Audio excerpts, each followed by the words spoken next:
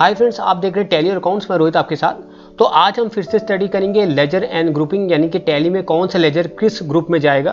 तो ये है पार्ट 2। इससे पहले पार्ट 1 आ चुका है, उसे देखने के लिए आप चैनल विजिट कर सकते हैं। आगे बढ़ने से पहले अभी तक अगर आपने हमें इंस्टाग्राम में फॉलो नहीं किया, प्लीज़ इंस्टाग्राम में हमें फॉलो करिए। साथ ही साथ चैनल को अगर सब्सक्राइब नहीं किया, प्लीज़ चैनल को सब्सक्राइब करके वीडियो को लाइक और शेयर जरूर करिएगा। चलिए स्टार्ट करते हैं। तो जैसे कि आपको पता होगा, जब हम किसी एंट्री को टैली में रिकॉर्ड करते हैं तो हमें लेजर बनाना होता है। लेजर के बेसिस पे टैली में एंट्री की रिकॉर्डिंग होती है।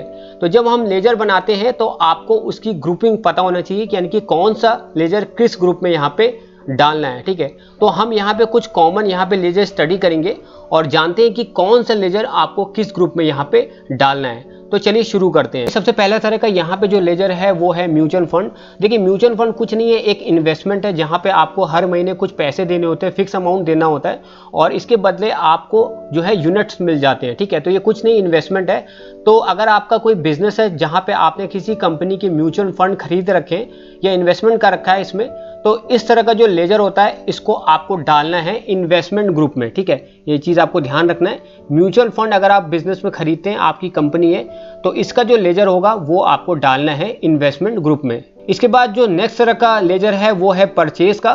परचेज लेजर सबसे ज़्यादा यूज होता है, हर कंपनी में यूज होता है। परचेज लेजर को हमेशा परचेज अकाउंट ग्रुप में आपको यहाँ पे डालना है। इस चीज़ का आपको यहाँ पे ध्यान रखना है। इसके बाद जो नेक्स्ट तरह का यहाँ पे लेजर है वो सेल्स का है। हर कंपनी में सेल्स होती है, सेल्स के बेसिस में प्रॉफिट होता है। जो सेल्स का जो लेजर होगा हमेशा आपको सेल्स अकाउंट के अंदर डालना है। इस चीज़ का आपको यहाँ पे ध्यान रखना है। इसके बाद जो नेक्स्ट तरह का लेजर है वो है बिल पेबल का।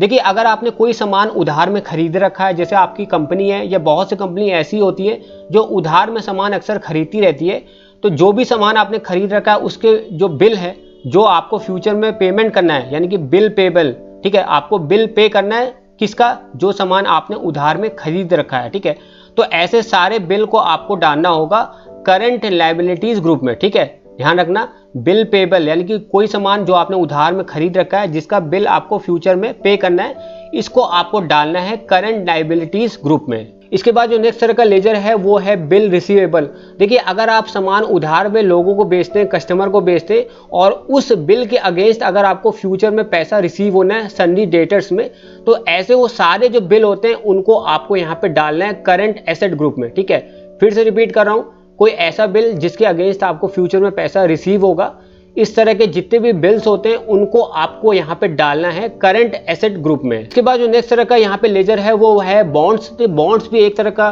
कह सकते हैं इन्वेस्टमेंट होता है। बॉन्ड्स बेसिकली एक सर्टिफिकेट होता है जो सरकार या कोई कंपनी आपको एज अ प्रूफ के तौर पे देती है कि आपने इस पर्टिकुलर कंपनी में इतना पैसा लगा रखा है और एक टाइम बाद आपको इतना रिटर्न मिलेगा या इतना इंटरेस्ट मिलेगा।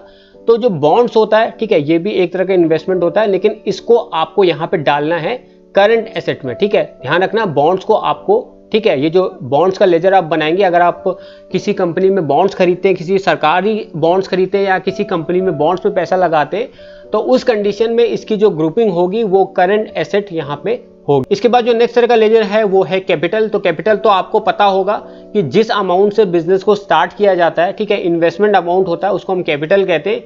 जो कैपिटल आपका लेजर होता है वो हमेशा कैपिटल अकाउंट ग्रुप में यहाँ पे आपको डालना है। इस चीज का आपको ध्यान रखना है। इसके बाद जो नेक्स्ट तरह का लेजर है वो बहुत ही ज्यादा कॉमन है, हर कंपनी में इस तरह का लेजर बनता है और ये है CGST यानी कि central good and service tax. ठीक है, तो ये एक टैक्स होता है जो आपको बेसिकली सेल्स के केस में देना होता है सरकार को।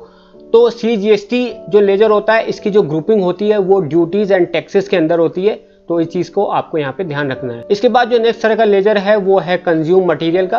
देखिए, अगर आपकी कोई कंपनी है, ठीक है, और वहां का जो रॉ मटेरियल है वो अगर आपने खुद कंज्यूम कर लिया, जैसे कि आपकी ब्रेड की कंपनी, आप ब्रेड बनाते हैं, तो जो मैदा होता है उस मैदे को अगर आप खुद कंज्यूम कर लेते हैं, ठीक है, यानी कि जो भी रॉ मटेरियल है उसे आप खुद कंज्यूम अगर कर लेते हैं, ठीक है, फैक्ट्री का माल, ठीक है, तो उस कंडीशन में आपको इसे डायरेक्ट एक्सपेंसेस के ग्रुप के अंदर आपको यहाँ पे क्लासिफाई कर देना है। ठीक है, तो फैक्ट्री से जुड़ी जो भी खर्चा होता है, ठीक है, ये भी एक तरह से खर्चा है। आपने रॉ मटेरियल को खुद कंज्यूम कर लिया, तो ऐसे में क्या करना है, आपको इसे डायरेक्ट एक्सपेंसेस ग्रुप के अंदर डाल देना है। इसके बाद जो नेक्स्ट तरह का लेजर है वो है डिफर्ड एक्सपेंसेस लेजर।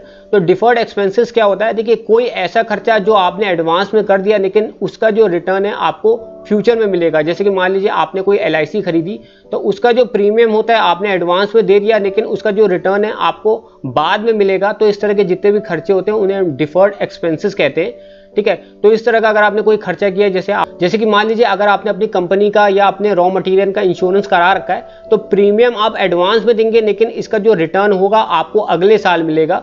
तो इस तरह का जो भी आप खर्चा करते हैं, एक्सपेंसेस करते हैं, तो उसको आपको यहाँ पे करंट एसेट ग्रुप में आपको यहाँ पे डाल देना है। इसके बाद जो नेक्स्ट तरह का यहाँ पे लेजर है वो है डिफरेंस इन ट्रायल बैलेंस। तो जैसे कि आपको पता होगा जो ट्रायल बैलेंस होता है, जो हम लेजर बनाते हैं उनके बैलेंस से यहाँ पे ट्रायल बैलेंस बनता है। तो ट्रायल बैलेंस में दो साइड होती है, एक डेबिट साइड होती है, एक क्रेडिट साइड होती है, ठीक है। तो दोनों साइड का जो टोटल करेंगे तो ऑब्वियस सी बात है एक साइड शॉर्ट पड़ेगी, तो जो डिफरेंस अमाउंट होगा, ठीक है, वो आपको यहाँ पे सस्पेंस अकाउंट में आपको यहाँ पे डाल देना है। तो इस चीज का आपको यहाँ पे ध्यान रखना है।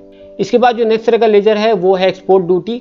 तो अगर आपकी कोई कंपनी, अगर आप कोई सामान को बना के विदेश में भेजते हैं, फॉरेन में भेजते हैं, तो ऐसे में जो टैक्स उसमें लगाए जाते हैं वो एक्सपोर्ट ड्यूटी होता है। तो इस तरह के जितने भी लेजर्स होते हैं इनको आपको इनडायरेक्ट एक्सपेंसेस ग्रुप में आपको यहाँ पे डाल देने। इसके बाद जो नेक्स्ट तरह का लेजर है वो है फायर इंश्योरेंस। देखिए जितनी भी कंपनी आज के टाइम में होती है, फैक्ट्रीज होती है, वो अपनी कंपनीज का, फैक्ट्री का इंश्योरेंस कराए रहती है फायर का, ताकि फ्यूचर में अगर आग लग जाती तो इंश्योरेंस कंपनी से पैसा वसूला जा सके।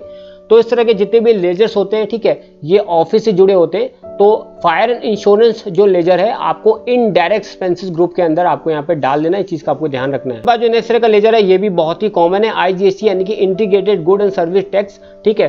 तो ये भी एक तरह का टैक्स होता है जो सेल्स के केसेस में आपको सरकार को पे करना होता है। तो IGST जो होगा, इसकी जो ग्रुपिंग होगी वो ड्यूटीज एंड टैक्सेस के अंदर होगी। ये चीज आपको यहाँ पे ध्यान रखना है। इसके बाद जो नेक्स्ट तरह का यहाँ पे लेजर है वो है इंश्योरेंस क्लेम। देखिए अगर आपके फैक्ट्री में जैसे आग लग गई थी, ठीक है, आपने पहले से इंश्योरेंस करा रखा था, तो जो इंश्योरेंस कंपनी की तरफ से आपको क्लेम मिलेगा, पैसा मिलेगा, ऑब्वियस सी बात है ये आपका प्रॉफिट है, इनकम है। तो इसीलिए इसको आपको इनडायरेक्ट इनकम ग्रुप में आपको यहाँ पे डाल लेना है। किसे डालना है?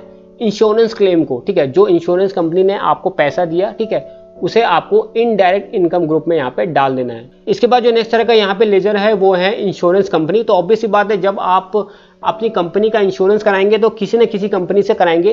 तो जो कंपनी से आप कराएंगे, जैसे कि मान लीजिए आपने भारतीय एक्सा से अपने फैक्ट्री का, अपने कंपनी का इंश्योरेंस करा रखा है, तो ये जो पार्टी होगी भारतीय एक्सा, ऑब्वियस सी बात है आपकी डेटर होगी, कल को आपको पेमेंट करेगी जब आप क्लेम करेंगे। तो इस तरह की जितनी भी इंश्योरेंस कंपनी का लेजर होगा आपको सन्डी डेटर्स ग्रुप में आपको यहाँ पे क्लासिफाई कर देना है। इसके बाद जो नेक्स्ट तरह का लेजर है वो है इंटरेस्ट ऑन लोन। तो अगर आपने लोन ले रखा है, बहुत से लोग क्या करते हैं, बहुत से बिजनेसमैन क्या करते हैं, पहले बैंक से लोन लेते हैं, जब बैंक से लोन मिल जाता है उसके बाद अपने बिजनेस स्टार्ट करते हैं। तो जब आप लोन लोगे तो ऑब्वियस सी बात है आप इंटरेस्ट पे करोगे। तो जो आपने लोन ले रखा था उसमें जो इंटरेस्ट आप अगर आपने बैंक से ले रखा है उसे वापस करोगे बैंक को, तो ऑब्वियस सी बात है ये खर्चा है और ये ऑफिस से जुड़ा खर्चा होता है, इसलिए हम इसे इनडायरेक्ट एक्सपेंसेस ग्रुप में यहाँ पे क्लासिफाई करते हैं। तो इस चीज का आपको यहाँ पे ध्यान रखना है। इसके बाद जो नेक्स्ट तरह का लेजर है वो है provision for discount on creditors. Creditors वो होते हैं जिनसे आपने कभी सामान उधार में खरीदा था और इस पार्टी को आप फ्यूचर में पैसे देंगे। तो आप यहाँ पे देख सकते हैं लिखा है प्रोविजन फॉर डिस्काउंट, ठीक है, यानी कि जो आपका क्रेडिटर था, ठीक है, जिनको आपको पेमेंट करना है फ्यूचर में, उसने आपको डिस्काउंट दे दिया है। तो डिस्काउंट दे रखा है तो ये आपकी इनकम है, तो इसीलिए हम इसे इनडायरेक्ट इनकम ग्रुप में यहाँ पे क्लासिफाई करेंगे। इसके बाद जो नेक्स्ट तरह का लेजर है वो है provision for discount on debtors. Debtor वो होते हैं जो आपको पैसा देंगे क्योंकि आपने ऐसी पार्टी को कभी सामान उधार में बेचा था, ठीक है।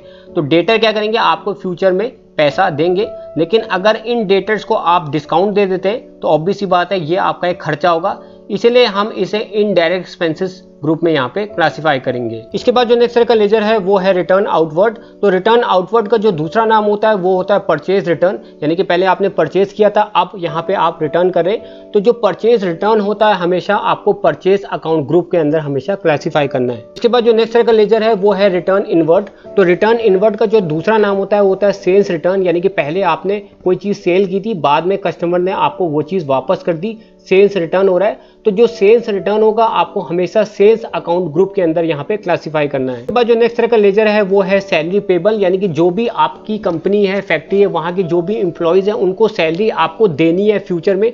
तो ऑब्वियस सी बात है ये आपकी एक लायबिलिटी है, तो इसीलिए आपको इसे करंट लायबिलिटीज ग्रुप में क्लासिफाई करना है। इसके बाद जो नेक्स्ट तरह का लेजर है ये भी बहुत ज्यादा कॉमन है, ये है SGST यानी कि state good and service tax. तो ये जो टैक्स होता है सेल्स के केसेस में सरकार को, यानी कि जो स्टेट गवर्नमेंट है उसको आपको पे करना होता है। तो इसका जो ग्रुप हेड होगा वो होगा ड्यूटीज एंड टैक्सेस। इसके बाद जो नेक्स्ट तरह का लेजर है वो है स्टॉक ऑफ मटेरियल। जो भी आपके पास मटेरियल है उसका जो स्टॉक है, इसकी जो ग्रुपिंग होगी आपको हमेशा करंट एसेट के अंदर आपको इसे ग्रुप करना है। इसके बाद जो नेक्स्ट तरह का लेजर है वो है स्टॉक का। तो स्टॉक हमेशा स्टॉक इन हैंड ग्रुप में आपको यहाँ पे क्लासिफाई करना है। इसके बाद जो नेक्स्ट तरह का लेजर है वो है ओपनिंग स्टॉक का। तो इसको आपको हमेशा स्टॉक इन हैंड ग्रुप में यहाँ पे क्लासिफाई करना है। इसके बाद जो नेक्स्ट तरह का लेजर है वो है क्लोजिंग स्टॉक का। तो क्लोजिंग स्टॉक भी ओपनिंग स्टॉक की तरह इसका भी क्लासिफिकेशन जो होगा वो होगा स्टॉक इन हैंड ग्रुप में। तो ये थे कुछ लेजर और मैंने आपको बताया कि इन लेजर को आपको किस ग्रुप में टैली में डालना है। अगर आपको वीडियो पसंद आए वीडियो को लाइक करिएगा, शेयर करिएगा, चैनल सब्सक्राइब करिएगा।